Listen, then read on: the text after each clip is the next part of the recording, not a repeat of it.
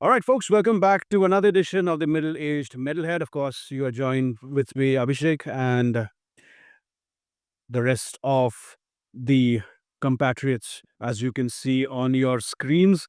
Today on this edition, as the title of this video, while you've clicked it, as it says, is we are going to be diving straight into the heart of chaos, of danger, of one of the most important, two of the most important albums of all time. We'll be discussing one of the most important bands in our lives in the music scene as it stands. We'll be discussing Slayer, we'll be discussing Rain in Blood, and we'll be discussing Seasons in the Abyss. These two albums, in my opinion, just didn't define thrash. They defined the rule book. They pissed on the ashes. They put everything on fire and started a new language of extremity. Rain in Blood, of course, both these albums dropped in October of 86 and 1990, respectively. And, it's a sound of an evolution of a band which matured, which started off as a band which was very fast, which was very extreme, but then it became mature, it became more sinister without losing an ounce of menace. Of course, the classic lineup of Slayer, Tom Araya, Jeff Hanneman, Kerry King, and Dave Lombardo, the Mount Rushmore, in my opinion, of sonic violence. And of course, to discuss all of this, as you can see on your screens, we have three equally dangerous people, a dangerous meetings, as King Diamond would say. My partner in Gloom and Doom, the Prophet of Perdition, GK. Hi, GK. Hello. The Northeastern Necromancer himself, Xoitaan from Ant and Horgod. What's going on? Hey, what's up? How's it going? And of course, the right hand of ruin, Rakshith, with two functioning legs this time from Gold Smoke, Extrapete X, and Piston. How are you, gentlemen? Hey, thanks for having me here. All right. So before we get the ball rolling, we'll open this question up to the room. We can start with you, GK. When did Slayer first hit you? What was the first impressions of Slayer when you first hear this band? And what were your first thoughts? I think 92-ish, Music India had released Seasons in the Abyss on one of those clamshell cassettes and bought it only because of the cover and the name of the band and the album. I had no idea what it was and fucking blew my mind. That was my first introduction to Slayer, Seasons in the Abyss, yeah. And particularly, I would say, yeah, right from the start, right? War Ensemble, but also Skeletons of Society. I was obsessed with that song, like, couldn't get enough of it. And Lombardo's drumming on that song, I still go crazy when that song comes on. But yeah, that was my first introduction to Slayer. What about you, Avita? So, my journey with Slayer, I think it started around the year 2004-ish, 2004, 5, something around that time. I was probably 7th or 8th grade. And Raining Blood was definitely the gateway song for me for Slayer. And from what I remember, I think I discovered Slayer through the local bands in my area, to be, if I'm correct. Because a couple of these bands were covering tracks like Rainy Blood, Mandatory Suicide, Season in the Abyss, and stuff like that. And while I was, listening to more of classic rock, glam rock, I had just stepped into heavy metal with Maiden, Priest, and stuff like that. Uh, this was the time I, also discovered Slayer and Sepultura together. And this was definitely, heavier than the, stuff that I had heard till then, and definitely drew me towards the same sound. And yeah, Raining Blood was definitely my gateway song for Slayer. And I particularly remember the time when Slayer actually stood out for me among all these bands. So once I, started digging into Slayer and their, other stuff where, other than the basically all these hit songs of them, Raining Blood, Mandatory Suicide and stuff, I started digging into them album wise. And I remember a couple of months down the line, I came across, of course, we are not going to talk about this album today, but I came across Hell Awaits. And that was the turning point for me because that song honestly messed me up as a kid. And, particularly the whispers, like in the beginning, like the join us and how it starts with that, marching sort of rhythm when Lombardo comes in and then goes into full on frenzied thrash metal, some 2, 3 minutes into the song. So that song was really, really terrifying for me at that point. I hadn't heard anything as scary, as confrontational at till that point of time because honestly, I came from a very Indian Bollywood pop background because my household that was the music, that was the songs that were used to be played on my system. My elder brother used to be a huge fan of Bollywood songs, and when I stepped into classic rock in 2002 or three, something like that, uh, still I wasn't expecting something to be this scary. I was expecting stuff to be heavy, but not really scary. Yeah. So this when I came across this song, Heroics, it really shook me up as a kid. For if I remember correctly, for a couple of days I hadn't heard this song once. I mean, after my first stint with the song, but something kept pulling me towards it. And couple of after like couple of days, I again checked out the song, and I think that was the point from where my genuine love for Slayer started. My genuine, this entire journey of worshiping Slayer started. I would say, yeah. What about you, Rakshith? I think it was out of thrash metal. The first band I listened to was Metallica. I think I told you about this the other day. Death Magnetic was my first introduction to Metallica, and I was like, wow, okay, this stuff is heavy because coming from like Green Day, Red Hot Chili Peppers, and all that, I was like, okay, this is something else. And I had a neighbor who lived right opposite our house. Rishi can back me up on this because I was too awkward as a kid to like ask him to like because I used to see this guy wearing a Slayer t-shirt all the time, like and he had like Slayer decals on his car and shit. Like this guy was like a diehard like Slayer worshipper, right? And I remember giving my pen drive to Rishi and asking him to like go get me some music from that guy because I was too scared to fucking ask him myself. And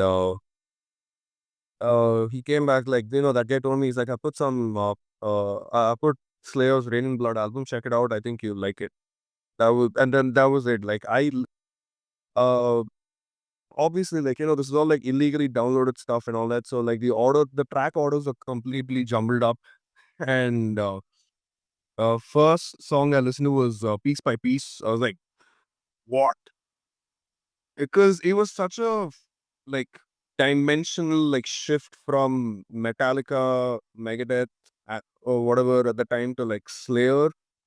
Because yeah, sure, like Metallica was heavy, but Death Magnetic actually was a pretty heavy album. But like nothing could have prepared me for what was coming with like Slayer, because the I didn't know it was possible to play drums that fast. First of all, because I remember I was like, yeah, there's no way, right? Like, there's no way this is an actual human. Like, must be like programmed or something. I was a kid. I was what, like in ninth grade or something, ninth, 10th, and I was like, there's no way. And I remember like going to one of these cyber cafes and like actually looking up like Slayer drummer on YouTube. And man, that journey started with Slayer. Then it still hasn't stopped. Like even to this day, like it, I think that Rain and Blood album is still something I go back to at least every like once in like 2-3 months for sure, like the entire album.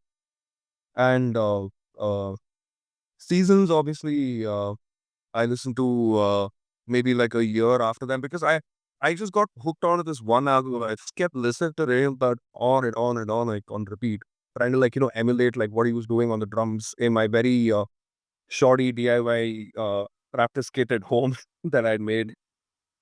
Uh, but Seasons was something else as well, man. Because, like you said, I feel like it sounded way more sinister, like a lot more doomy, gloomy sort of feel to it. But with Lombardo again going absolutely apeshit crazy on the drums, even in the slower sections, and yeah, that was my introduction to Slayer. So whoever that neighbor was, I don't know your name. Thank you so much for changing my life. So I do know the name of my neighbor, who actually what happened was, again, late 90s, early 2000s, was when these influx of Earache, Metal Blade CDs started coming into India, right? So famously, my uncle had like a music store. So we pooled money together, and we always wanted to get, because we've read about Slayer. but this is like when I was 13 or 14 years old. We've read about Slayer and RSJ in whatever copies of Kerrang or Metal Hammer, whatever you could get at that time. And we had heard the name, and we didn't know the music to associate with this band. So we pooled money together, and the album that we got was Heavyweights. In like when I was 14 years old, and I kid you not, I heard that album and I actually went to the temple because I genuinely felt I had done something wrong. I'm not even fucking with you because it was unlike anything I had ever heard before. Like Vikram mentioned that join us, and then it goes into that, and the best slash worst part as a 14-year-old was to read the lyrics. Like, what the and me going to school the next day and that fucking that Catholic thing ingrained in you.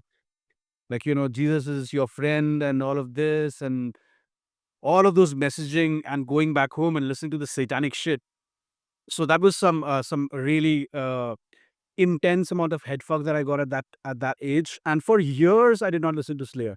For at least a couple of years, at least I did not listen to Slayer till I got Rain and Blood when I was 16, and then like this is life changing. It's insane. But talking about Rain and Blood, let's start with that discussion, or let's go a little in depth on it. Recorded at Hill City in LA between January to March 1986. This is the record which in my opinion, changed everything, not just for Slayer, but for the entire Bay Area scene, for the Orange County scene. This is where Rick Rubin gets involved. He tells the engineers to make it very dry, make it tight, make it very brutally direct. The whole philosophy of this album was bringing it back to the basics, very subtractive. Uh, l- and it's worth remembering that this was also Rick Rubin's first metal album. He was doing hip hop before this, so he brought all of those elements into this as well. The sessions very famously captured the stories of legend. Now, these sessions were very fast, raw, completely human, no click tracks, 220 beats per minute. Dave Lombardo. What the fuck was going on? But then again, uh, the mission was simple: to be physically faster than anyone else, to be more dangerous than anyone else. The average tempo, like I mentioned, is 220 BPM. That's just him flirting with hardcore. And obviously, legendary songs like Angel of Death, Piece by Piece, fucking Rain and Blood. It's just legendary album. So, GK, what was the first time when you heard Rain and Blood? What was it that struck out to you? You know, what were your first reactions to this album? It was the Lombardo again. I remember the minute Angel of Death started, and it was like one of those dubbed Sony 90-minute tapes with Rain and Blood on one side. And I'm not sure who I got it from, but one of the elders of the scene, I think. And yeah, the minute Angel of Death came on, that's that was the first time in my life where I felt my limbs moving involuntarily. It was like ridiculous. Just the energy of those 30 minutes. And I was listening to the album again today after quite a while, and it's still the same. Like, the impact of that album has not dulled at all. Like, sure, there might be thousands of albums out now that are a lot more extreme and things like that. But for just sheer impact, these songs are insane. But yeah, the first thing that really hit me was Angel of Death. Ridiculous, ridiculous song. Now let's talk about the guitar playing a little bit, and both you and Xoitaan can jump in. Uh, the solos and the forget about the chromatic riffcraft of Hanneman. Let's talk about the solos for a bit because these are chaotic, totally insane. No other band was doing this. It's not melodic; it's actual violent solos. So, what were your reactions to this, especially as a guitar player? Um, yes, these solos that you are talking about, we somewhat in bit of technical terms, we call it chromatic runs and chromatic solos and stuff. Yeah, this was definitely unique to Slayer because I don't know. I mean, at the time when I discovered Slayer, I hadn't heard many other bands doing the same stuff. At first, it felt pretty psychotic, and but it's the chaos that pulls you towards that solo. It's the chaotic part which stands out because of the solos. And as a guitarist, if you ask me from a guitarist's POV, if we are talking about the whole album, then I think Raining Blood is an album that represents how extreme metal can establish a relationship between, technical execution and emotional impact. That makes sense. Yeah, and for this particular album, I think it was Kerry's and Jeff's this complementary approach of playing guitar, playing riffs, whether solos or whatever it is. The way they complement each other, that is what stood out for me, particularly in this album. And yes, if you are talking about sound wise, the tonal palette of this particular band, it's the fundamentals of the 80s. They had B series guitars and Marshall JCM 800 amps. I mean, I got introduced to Marshall amps through Slayer itself when I was a kid. That's how I got to know, okay, there's this amp called JCM 800 amps and stuff like that. But yeah, I think the signature thing, the thing which made them stood out was the uh, mid-driven EQ in their guitar tone. Because uh, before that, if you have noticed, in albums like Show No Mercy and Hail of It, it was more atmosphere-driven album, and it's in Raining Blood. They kind of stripped off the atmospheric element a bit and pushed the guitars forward. And I would say in this album, you can actually hear each and every note, ripping through. Even though it's, full, fast, intense speed tremolo riffs, unlike their previous album, in this album, you could hear each and every note clearly. And apart from that, of course, apart from the guitars, it was the drums as well. I mean, I completely agree with something that you had mentioned. You used the term subtractive.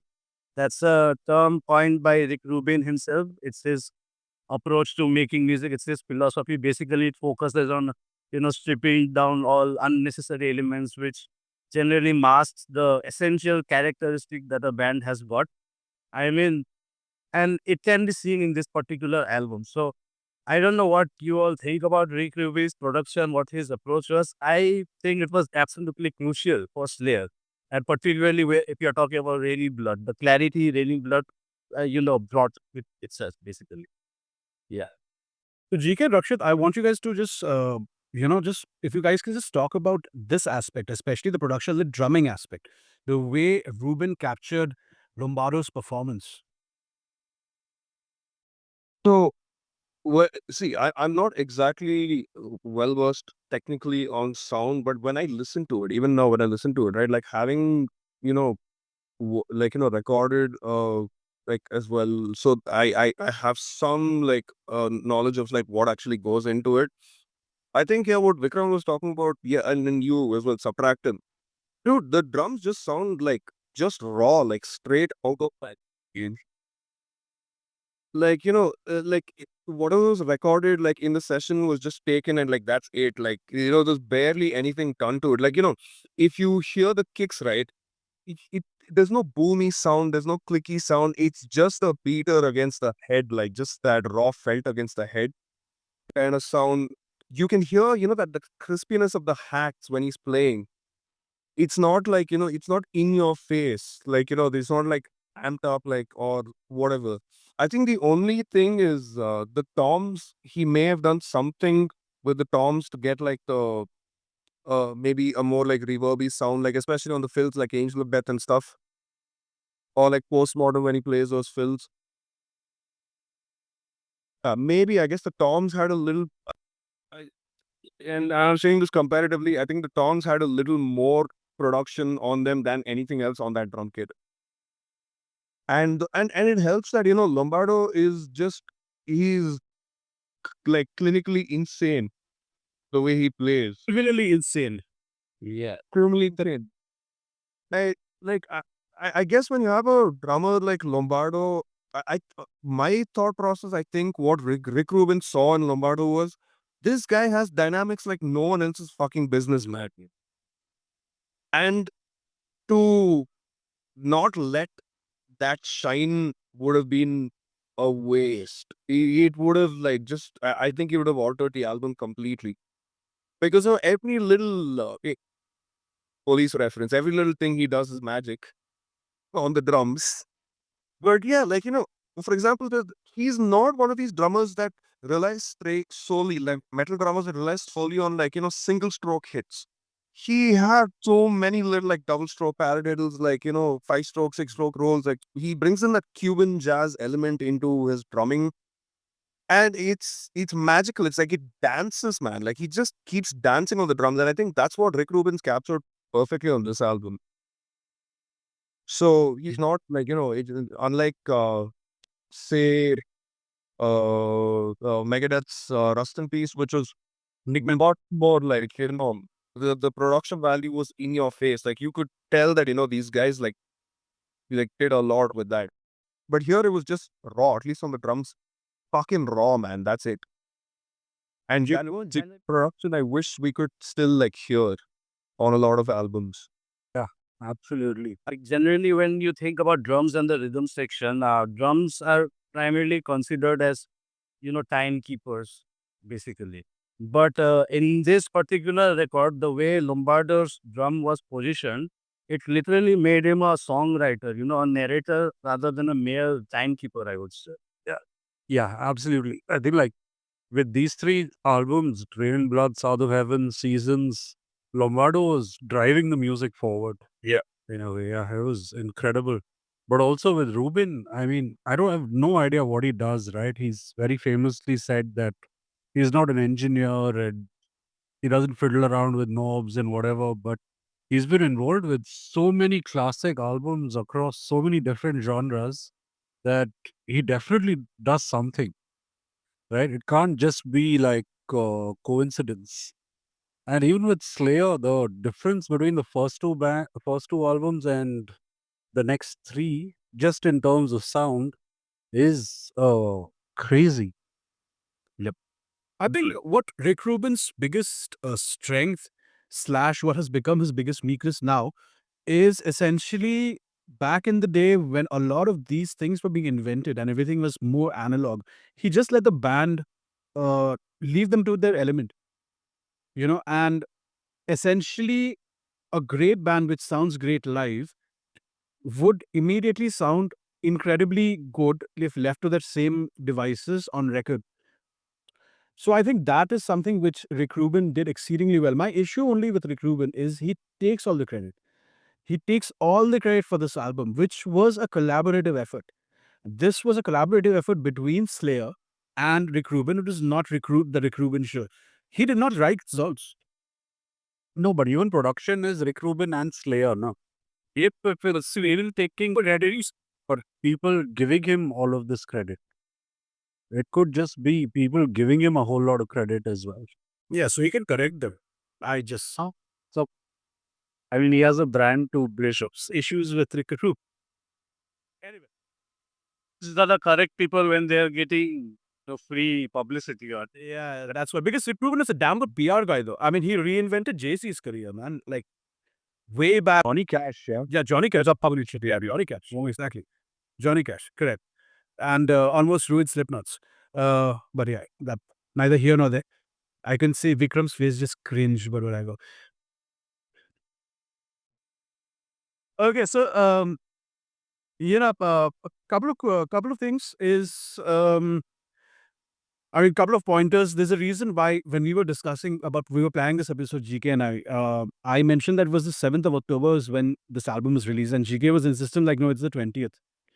Essentially, both are correct. The problem was Columbia was scheduled to release on the 7th, but Columbia refused to distribute it because of Joseph Mengelé's association with Angel of Death. But Geffen, who was the distributor, they quietly released it on the 7th itself through Def Jam, which was Rick Rubin's production house, without putting their logo on it. So essentially, they got the cake and ate it too. So this album is one of the rare albums that has two release dates. That is the 7th and the 20th. And one quick pointer about the artwork. It's an art piece by a painter called Larry Carroll, who paints this. It's a very Bosch style painting. So essentially, when it was presented to the guys, they said like, you know what the fuck is this? This is not Slayer. Look at our previous album covers. Like, they were very highly stylized, comic book style, very violent covers. This is violent in its own way, but what the PR person did was this: they showed it to one of their moms. I forget whose mom it was, and that person was disgusted by that artwork, which sold this idea to Slayer. And they were like, okay, fine, fuck it. If someone's mom is being disgusted by it, we should definitely put this out as the next album cover. But let's move forward. One question to all of you. We'll start with you, GK. If if Rain in Blood was dropped today, do you think it would have the same impact? That's a difficult question. I was actually thinking about this, and honestly, no, I don't. It's very difficult to answer this. I would say no, but then without Rain and Blood, the entire metal landscape would be very different, right? So, like back in 86 through 90, I don't see any other band or any other thrash metal band anyway that released anything this ferocious. Maybe Endless Pain or Infernal Overkill, but it didn't have that kind of cultural impact. So, would it have the same impact today? Probably not. But if it wasn't released in 86, metal would be very different. Okay, so I personally flip that question slightly, and you guys, all of the rest of you guys, can just answer that question as well. GK, we'll start with you. Do you think this album would be so good? So good, yeah. In the sense like the quality. Quality, yes, absolutely. I mean, it's got two of the greatest thrash metal songs ever written, even if you were being super critical, right? Angel of Death and Raining Blood. I mean, just two of the absolute greatest songs ever in metal. So, not to mention the rest of the album also kicks ass. But yeah, the quality, there's no doubt about it at all. It's uh, no doubt that it's the greatest thrash metal album of all time, mainly because of just amazing, amazing songwriting. So, yeah. I personally believe that yes, it will be good, definitely. But to recreate that historic shock, that is impossible. Because in 1986, when this album came out, something this terrifying was totally unexpected, unprecedented. It was literally a shock. And in today's day, to recreate that shock, it's not possible because we have already heard and went till probably the extreme, point of metal, as extreme as metal can get, basically. And I would also say that, like most metal band somehow owes something to Black Sabbath. I would definitely say most extreme metal bands somehow owe something to Slayer. And it definitely started from these albums. And it would be impossible to create this shock value again in history. Never. Ragappa, your thoughts? Uh, if Slayer released Rain and Blood today, I think it would still. It's one of those albums that will stand the test of time, like no matter what. Even if it was released today, I don't think. See, like, okay, assuming there was no butterfly effect, right? Of that there being no Rain and Blood and everything else remaining intact, I don't think anyone could work the magic like Hanneman, Lombardo, Araya, and Kerry King did. Not back then, not now either. And honestly, I'd welcome it because the thrash metal scene fucking sucks, man, globally right now. So let's see. I'd lapped it up like a hungry bear that hasn't eaten in like 6 months or something, like just out of hibernation. It's such a wonderful album, and to have like and my biggest problem is, again, a lot of drummers today, and I'm focusing on drums especially. There's no feel in the playing, man. It's all about who the fuck can be, like, who can sound like the fastest typewriter at this point. And there's no one, and I'm telling you, there's no one that can do what Lombardo does or has done. So even now, if it was released, it would just be a good and much needed like re-education for a lot of drummers, I feel.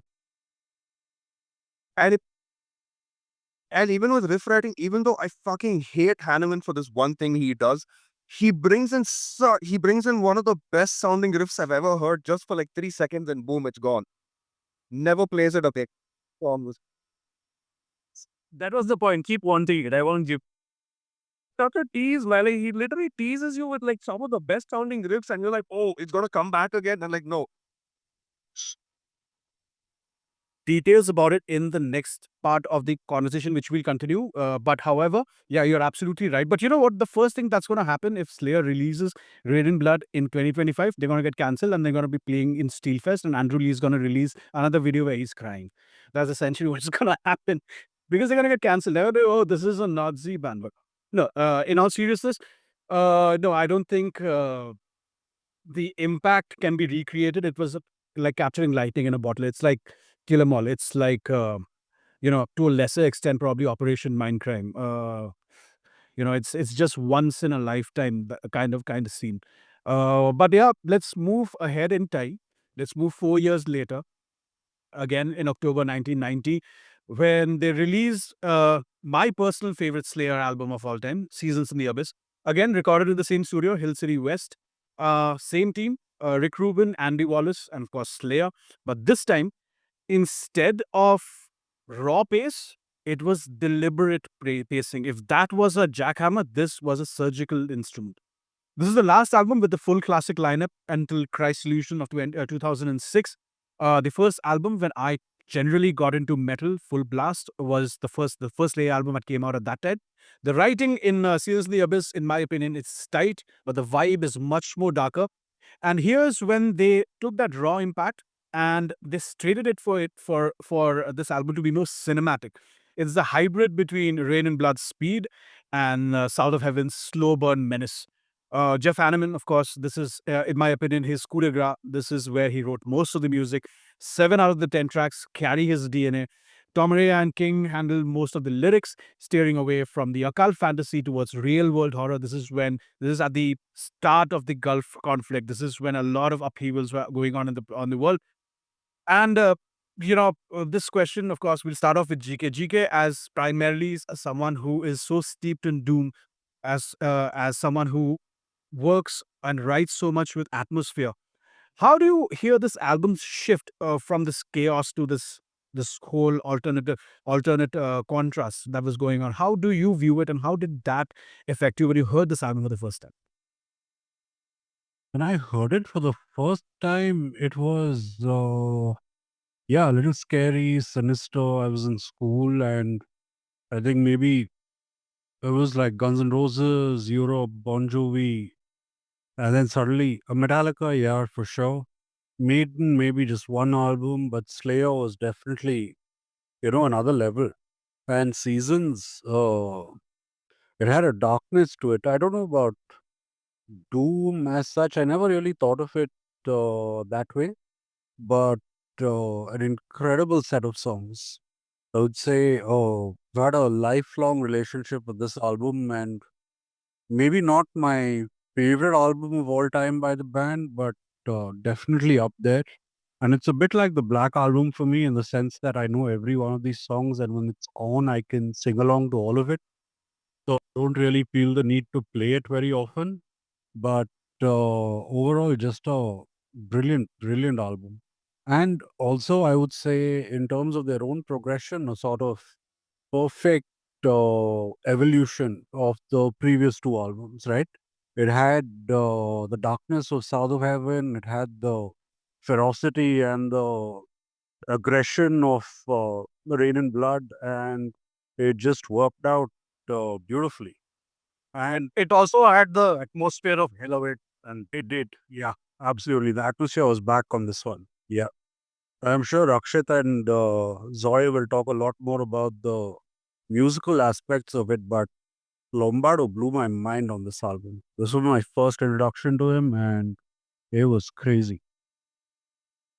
As a vocalist, do you think, what are your thoughts on Tom Araya's evolution? Because earlier he was barking, it was almost like he was rapping most of his lyrics out. Here he was actually singing, like he was drawing out words. There was a lot of technique involved. And even now you can hear a lot of copycats, like the modern thrash scene, which Rakshith was just complaining about. It's just Tom Araya. See, Araya, I feel like what really works for him, his voice is the fifth instrument in the band, right? It's not like he's not a vocalist or a singer or whatever. He uses his voice to accentuate the songs, to bring in that extra impact. So the technique also is there only. Like if you see his highs and his lows and where he comes in, it's all designed to maximize the impact of the song. Right? His voice is working to make the song better, not to stand out on its own. If you get what I'm saying, I think that's what makes him a great vocalist. Right? He may not be the most technically gifted singer, but yeah, terrific performance. Raghapa, to you, here the BPM madness has died down completely. Yeah, songs are fast, but here it's a lot about feel. So, as someone who, again, explores a lot of it in mm, your other projects aside from Piston and XRX, with the stuff which you do with Stygian as well, or which you did with Stygian. Uh, how influential is Lombardo when it comes to that feel of it all? So he kind of flipped the script on uh so with Rain and Blood, with Rain and Blood, with Hello Waits, you know what? Forget Hello Waits. With Rain and Blood, right? The riffs were maniacal. They were psychotic, and so was the drumming. And there wasn't a lot of space to breathe on that album. It suffocates you almost, right? It puts you in a chokehold. But with Seasons, it was like there was a lot of space. The riffs actually weren't all that. Uh, it wasn't almost like cacophonic, if you could call it that. It was like, it was more like, like, like surgical, like you said. And there was a lot of space. And it wasn't just, oh, we're going to be the fastest band or like whatever. It was more about sounding sinister. And normally you would have expected, like, that's what blew my mind. Because one thing I like to do is I like to imagine, like, what I would have done for a particular riff, for a particular song, like how I could have, like, how I would have probably played it. Every time you listen to any of the songs on Seasons, Lombardo just throws in drum fills out of nowhere, out of nowhere. And sometimes the drum fill starts on like note one of like of R1, and like it goes on till like almost like the fourth measure, and then like he extends into it like as well, bleeds into it a little after, and then comes back bam into like the next section. Like that's something he does a lot. And that little that foot hi-hat choke, that that's that is so prevalent. Like he kind of teased it a little bit in Rain and Blood and Hello Wait, but he uses that to like maximum effect here. And it's like he also knows when to pull back, like with in songs with like Dead Skin Mask. You know, it's so different because okay, you think he's gonna do some like backshit crazy drum fills all over the song as well. Nope, just holds it back, and he keeps building the intensity of the song on the cymbals. Because the way these part, When Mask are the fills he does when the the vocals are happening, not even in the chorus, not the solos, nothing. When the vocals are going on, that's when he does the most insane shit during that Skin Mask. It's the tension that they are building up with your song. Exactly. yeah. So with I gained actually a little unique perspective on this album because when Piston was covering War Ensemble and when I had to do the drums and vocals, this guy, I realized, doesn't just lock in with the riffs. He locks in with the vocals, with the syllables. Yeah. It's something insane. Like he locks in with the lead guitar, locks in with the rhythm guitar, locks in with the bass, locks in with whatever bass you could call it. He locks in with the vocals. It's something insane, man. Like, and I think this, I would say, South of Heaven is Lombardo's best work, but I feel like this is where, like, he just he was allowed to go batshit crazy. Like, just fuck it, go have fun, do whatever you want. Like, we're changing up our style. And Lombardo's like, nah, I'm just gonna keep doing the same thing, but like even funkier, maybe. That's all. How about you, Xoitaan? How about the guitaring, the guitar aspect of it? You know, in my opinion, this is Hanneman's best work. But where do you stand on it, and what was your impact on it? not guitar wise, I would say, but music wise, I mean, Seasons probably is not my top album. It will always be Helloways for me. But I would say, Seasons is something. I mean, at Seasons, Claire sounded the most complete, if that makes sense. As we already discussed in the sometime back, it has the groove elements of South of Heaven, and then it has the atmosphere of Hellowitz, and it has the basically the speed of Rainy Blood. And if you see all the tracks that are there in the album, they are everything. Like for example, War and Symbol, as we talked about, it's the most tedious track probably. Then, as Rakshith said, Dead Skin Mask. I mean, Deskin Mask again for me also it stands out in this particular album because I love, as we discussed, I love how it builds the tension and the atmosphere without losing Slayer's edge, whatever they have been doing till that album.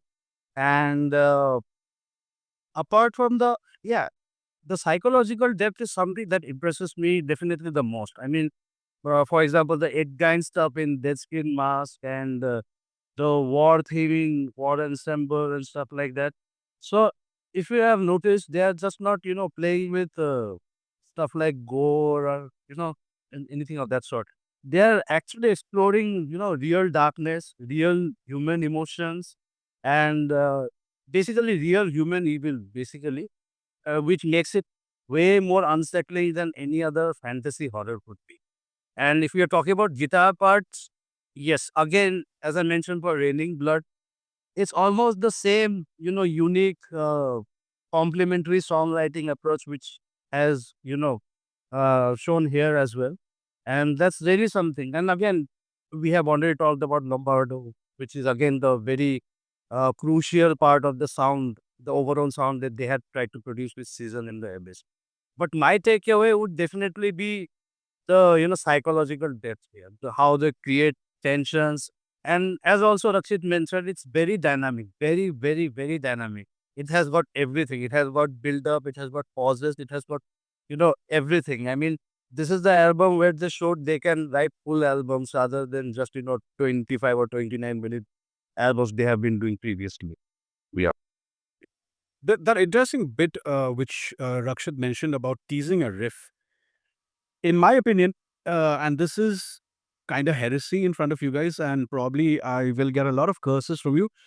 But my favorite Slayer riff, and in my opinion, the best Slayer riff, is a riff which is almost an incomplete riff. It's the stuff which okay, there is a riff which comes on in Dead Skin Mask before the vocals start. It's like a very Got it. Oh, it's a very very groovy. yeah. So like that is my favorite Slayer riff of all time. In my opinion, they have not written a better riff than this. And that again is a riff which you wait the entire fucking song for him to play it like without some bullshit happening on top. But he never does it. He just plays it once and that's it. And even in that riff, you'll need to like really listen to it or really look for it very carefully because on top of that, you have Dave Lombardo playing some of the most insane fills. So that's the first thing that will go to your head. And after like 4 or 5 listens, and I was telling someone the other day, Seasons in the Abyss is my favorite Slayer album because there are a lot of, it's a very rewarding album because there are a lot of motifs which are repeated, like Dead Skin Mask and Seasons in the Abyss. They almost essentially have the same riff. Expendable Youth, or was it? Sorry, Spirit in Black. The rhythm section of Spirit in Black is that exact riff which I was talking about in Dead Skin Mask. So it's a very rewarding listen because you can go back and trace back a lot of stuff which they are repeating, which they are playing back on the motifs, because the themes of this album is not a concept album by any chance, but the themes and the topics of this album are so universal, and they can be assimilated in any form that you would see. That it's a very rewarding listen to on hindsight. Anyway, so moving on, you can't talk about extreme metal without Slayer. That has been established. Every form of extreme metal, we are all fans of death metal, black metal, grindcore, hardcore. Slayer just bleeds their influence into all of this. They gave everyone permission to be fast, disciplined, atmospheric. They bridged punk's fury with metal's precision. So, to GK, my question to you as a musician yourself, how do you see Slayer's varied approach and influence affecting your own work, like vocally, conceptually, maybe even lyrically? How has that influenced you and your work in the music that you make? Uh, I don't think it has. Sorry, This is that David got doing your shot.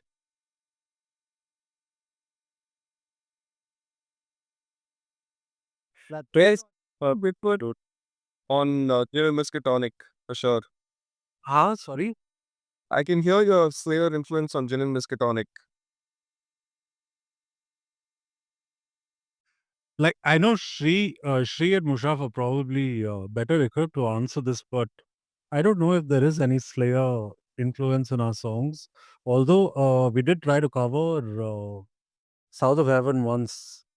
Okay, and we tried to make it slower and ended up sounding like new metal, and we were like, "Fuck this." Yo, this I will interesting. Yeah, you and I had that conversation about that set of covers of these doom bands. Yeah, and calling it a slower. Yeah. But musically, no. Musically, lyrically, no. Slayer was or is anyway not in my uh, view at all when I'm actually making new music. Yeah. Okay, and about we know how influential Slayer is to black metal. So black metal took Slayer's DNA and they kind of mutated it. The dissonance, the relentlessness, the speed, the in your face aspect of that music. So how deep does that thread go for you, Hoita? To be very honest, I, I Players' influence on black metal is not as obvious as bands like, let's say, Bathory or Celtic Frost or even Venom or anything. I think if we talking about, Slayer's influence on black metal, it's probably the precision and like from Raining Blood, how they refuse to hide behind atmosphere. These aspects are something that black metal has tried to incorporate. I mean, if you listen to albums like DMDS and stuff, it's not much reverb laden or atmospheric in them. It's best very precise and stuff like that. And I think this is one aspect that many bands, and of course, like Slayer, even though being a thrash metal band, they were very so thematically and atmosphere on the atmosphere wise, I think many extreme metal bands, including black metal bands, have taken inspiration from this. But yeah, like direct influence that you can hear anywhere, I can't really remember it. But I can totally agree on the fact that even if not direct, but it was definitely a gradual progression from Slayer sound till black metal sound of how we know it today. Thanks, but I was asking about your guitar playing. My guitar playing. Yeah. How was it influenced? Yes. Oh, okay. So I was very much impressed by Jeff Hanneman, definitely, because it was mainly the tremolo riffs, basically alternate pick tremolo riffs. And those had a very surgical precision, even though he was playing with intense speed and stuff like that. Initially, I would admit that I was not a very huge fan of the, chromatic runs and stuff like that, which they were doing in solos. But eventually, I came to terms with it when I actually understood the motive of putting those kind of chaotic chromatic runs behind it. Because it actually served the purpose of the song. It gives you this psychotic, chaotic feeling that no other band can give or no other, nice, beautiful, well-crafted solos can give you. It has to be frenzied. So these are some inspirations that I have taken from Slayer over the years, that's for sure. And apart from that, yeah, pretty much this. It's the clarity which has been maintained through intense speed and at the same time being evil. These are the aspects that has been take away from me, guitar wise. That simplicity in itself is the genius. Simple. Yeah, nobody can say that Slayer is technical or anything. No, Slayer is simple. And it's not simple just like that. It's simple because it's focused. It's a very, very focused. Yeah. Yeah. So Rakshit, for every time that you've been here, you've somehow managed to bring in Lombardo in every conversation. So we know for a fact that Lombardo is essentially why you do what you do. But I'll ask you a different type of question. Probably everyone else can chip in as well. Who do you think has picked up that torch? Who do you think Oh, we can is go. doing what, at least in your opinion, is doing what Lombardo is doing? What, in thrash metal or just? In what? In general. Hmm, I don't know, man. I personally haven't. I mean, there's some phenomenal drummers, no doubt, nowadays. But since Lombardo, since Slayer, and everything, but that style. I mean, like I think Lombardo definitely did pass the torch on to, I think, Kevin Talley. Kevin Talley was one fucking drummer. Like early Misery Index, Dying Fetus. Like, oh, that guy was a phenom, man. He was almost like Lombardo, but like some lab experiment version of Lombardo. uh, yeah, like because that guy was again insane. Proscriptor from Apsu. Absolutely. Yeah, I think that guy does a damn near perfect job of, like, some of those fills he plays and some of those double bass runs and everything. I don't know, like, just in terms of feel, I think these guys understand what it means to get aggressive behind the kit, like they don't shy away from, like, just going ham like nonstop at it. Probably even yeah, honestly, I can only think of weirdly enough, these are the two drummers that actually did audition for Slayer. So yeah, I mean, yeah, that honestly, these are the two drummers I can think of. Maybe Dave Blank from Full of Hell.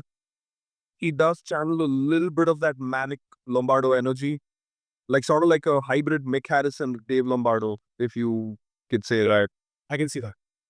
Yeah. GK, what about you? I don't know. Proscriptor, yeah, I think he comes closest. I'm sure there are a lot of terrific, technically gifted drummers on today's scene. But if you just look at Lombardo's impact with Slayer, then yeah, sure, you can see that. But if you look at Lombardo's other stuff, right? Like if you look at, let's say, Phantom Masters, the director's cut, and his drumming on the Godfather theme, okay, like that crescendo that he builds up, that I think there's only one Lombardo. And I think that's like his thing. He's the only guy who would be able to do that. But yeah, for me, there's only one Lombardo. I don't think he's passed the torch on to anybody as such. But yeah, I'm interested to see what Zoe is going to say. I have just one name that is coming up to my mind. As for, carrying the torch best, we were talking about Lombardo's play, right? How warm is it? How every beat is organic and raw. I would say Pete Sandoval of Morbid Angel definitely took that into death metal territory. Respect. Yeah, because, yeah. And those are very clear in albums like Covenant and Authors of Madness. So it's basically he took Lombardo's drumming and, death metalized it, basically, you could say. Yeah. And like only Slayer, I mean, just pure Slayer worship, if we are talking about, I think Creator's first album also makes, it does some justice to that. Yeah. Yeah, listen. But it was as much as I like Endless Pain, I think it does tend to get a little derivative. Yeah, I feel that drumming is very much, influenced by Dave Lombardo. But then again, I have always felt like Pete Sandoval is the closest to Lombardo. I mean, if we are talking about, carrying the torch further, it has to be Pete Sandoval if we are taking any. You know what? It's actually Pete Sandoval with more with Terrorizer than Morbid Angel, where you can see that Lombardo. But yeah, I would agree. Definitely. Because with Morbid Angel, it's very like, just your chop, chop, chop, like, it's not lots of like drum sections. But with Terrorizer, like, just take that Fear of Napalm, like he's playing like that almost jazzy DNB, like that beat sort of like going on. And like, songs like Corporation Pull-In. Corporation Pull-In is where you can 100% see that Lombardo influence. Yeah. Proud. So I have a couple of three names, in fact. When you come to straight blast and just brutality, I think Simon Schilling comes close from Marduk. Straight up brutality. I'm not talking about anything else. Okay, okay. Okay. I think Hellhammer, the latter, not DMDS Hellhammer, the stuff which he played later, Wolf Larabis, Damon, stuff like that. I think a lot of it, you can say, yeah, there. And I think when it comes to atmosphere and moving on from holding on to a beat and playing a lot on the cymbal, Dark Side from Magua, man. I think building up that tension is something currently is something which is unmatched. And I think when you talk about building up that entire tension bit of it all, I think no one does it better in black metal than he does currently. And probably when it comes to thrash metal, I don't think I mean Lombardo is unmatched. Okay. No one like that. No one gave a fuck about my answer. Trying to Yeah, like dark side. Yeah, it's key. I wouldn't. To be honest, I cannot really connect dark side and Lombardo at this point. But no, I'm talking about a bit further.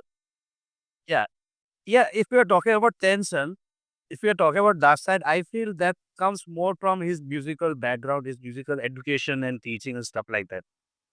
He's still doesn't look right. You could be a xylophone player and stuff. Yeah, because he focuses on a lot of cadences, accents, and all these things.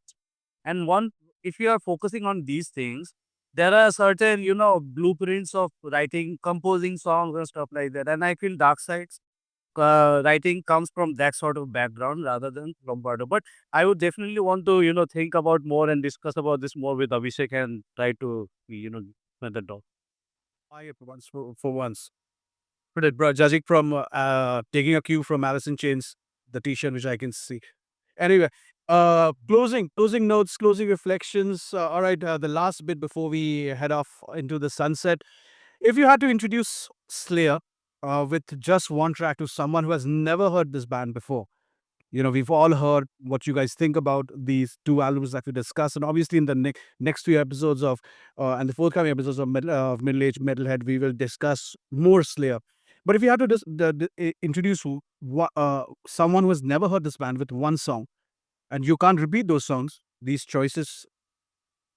Let's start with you, Xoitaan. One song. If you had to introduce someone to Slayer, Can we name Raining Blood? of course we can reintroduce you, blood. I mean, because I would be fair. Raining Blood is the obvious choice. I mean, it's got everything. It's very accessible. But it's also, I was gonna, I wouldn't, I mean, I was thinking that you were gonna ask me second or third. Somebody would have already taken Raining Blood. Say it's the Sweet Child of Mine of Slayer. Yeah, yeah. Would have said that, definitely. If it was the group chat, I would have definitely done that. But I will respect GK and you. I will not pump this up. Oh, yeah. Apart from Raining Blood, the obvious sweet child of mine of Slayer, I would say it's War and Simple for sure. Because for me, I think War and Simple is a song that has got everything. It has got speed, it has got maturity, it has got the hooks basically. And yeah, even the lyrics, they are also killers. So this is one song that I would definitely introduce to someone who has never heard Slayer. Apart from Raining Blood. Yeah. Ragapa. Ghost of War from South of Heaven. Oh. Okay. Because I don't think Lombardo has ever outdone himself like that, like on that song. Because and also that song just has it's got the it's got that almost haunting the chapel kind of riffing style. Because I mean, obviously, it's the ending of Chemical Assault that he even plays in the beginning, and it's got fast waves. It's got that Angel of Death like hook in the middle as well. The section, and it's got Kerry King's infamous 000 riffing towards the end, where the guitars are just playing open notes and the riff is being played on the drums in that fill. You know what section I'm talking about? Yeah, I know. Yeah, I'm like, dude, just at this point, stop headbanging and start doing Bhangra, man, because that shit is groovy as fuck. And I think personally, even last night, you know how people get like, when people are drinking and like they get emotional and put on like sad music. I get emotional. I put on Slayer. I listen to Lombardo's music, and I'm like, I remember like even telling Shashank from Basmapura, I was like, dude, this is the greatest thing ever. This makes me cry every single time. The way he plays on this. It's like the whole yes. Ghost of War. GK, what about you? Angel with that. Oh That's yeah. a song that will either turn you away from metal forever or hook you for life.